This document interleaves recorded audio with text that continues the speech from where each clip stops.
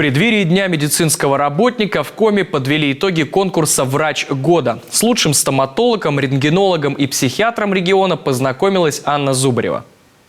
В защитных очках и с инструментом в руке. За работой Нина Сергеевна Турова. Стоматолог-хирург Республиканской стоматологической поликлиники. В профессии больше 10 лет. А начинала здесь же. Именно у этого кресла проходила практику еще в студенческие годы. Помнит первый опыт анестезии. И как тряслись руки, и как шприц держали вместе с педагогом.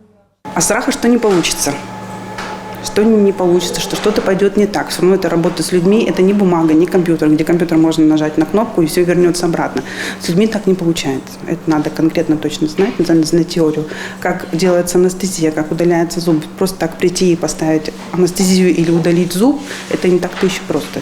За день у специалиста бывает больше 40 пациентов. Загруженность большая. А еще все пациенты разные и ведут себя по-разному, находясь в кабинете, который у всех с самого детства ассоциируется только со страхом и болью. И каждому нужно найти свой подход. Но мне нравится именно такой интенсивной работа. Когда мало людей, уже как будто бы не то. Хирургия, она вот такая, она вот прямо в темпе. 1, 2, 3, 4. Так было всегда. Наша героиня только в 11 классе поняла, что хочет быть стоматологом. До этого о карьере медика не мечтала, в отличие от Анатолия Шевченко, врача по диагностическим исследованиям Республиканского онкодиспансера. Он еще в школе ходил на курсы по физиологии. Стать врачом – мечта детства. Честно, когда я поступал в институт, конечно, как и все, я хотел быть хирургом. Я хотел быть реаниматологом в последующем. Но спустя время я понял, что я буду приносить больше пользу, именно занимаясь диагностикой. Анатолий Шевченко работает рентгенологом 15 лет. И каждый день диагностика пациентов, стадирование, исследование, работа с изображением и документацией. А это уже за своим рабочим местом врач-психиатр Олег Петрович Носов. Он, кстати, владеет техникой гипноза и говорит, сколько себя помнит, всегда была интересна психология человека. Интересно вообще человек, его психология, его реакции, и как это влияет на его жизнь, и как это помогает ему, какие стороны психики помогают, какие мешают.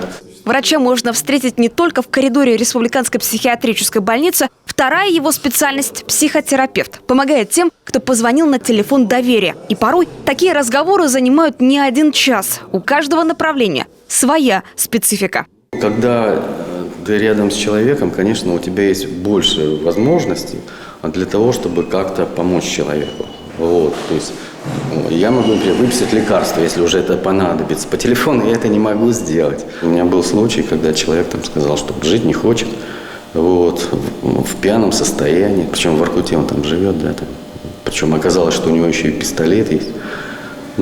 Как-то мы с ним договорились, он согласился подождать скорую, я направил к нему скорую, они доехали. Общение с пациентами, встречи с их родственниками, работа с документами, обходы и планерки. И так каждый день, 42 года. Олег Петрович работает в Коми Республиканской психиатрической больнице и уже точно вошел в ее историю.